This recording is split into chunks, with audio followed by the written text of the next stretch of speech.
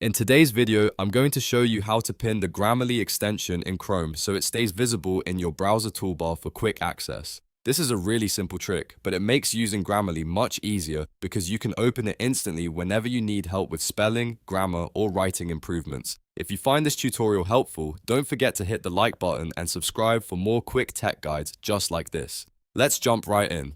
First, open Google Chrome on your computer. Once Chrome is open, take a look at the top right corner of the browser window. This is where you'll find the extensions area. If your Chrome toolbar looks a little crowded or you can't immediately see Grammarly, don't worry, that's completely normal. The extension may still be installed, it just may not be pinned yet.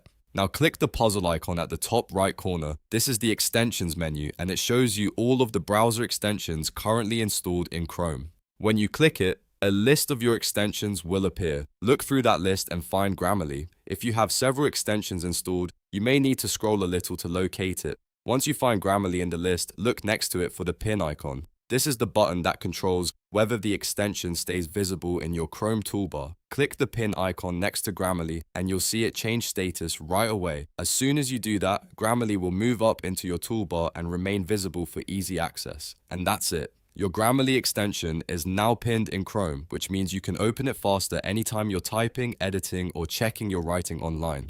This is especially useful if you use Grammarly often and want a smoother workflow while browsing, writing emails, or working in documents. If this video helped you out, please give it a thumbs up and subscribe to the channel for more simple Chrome tips and app tutorials.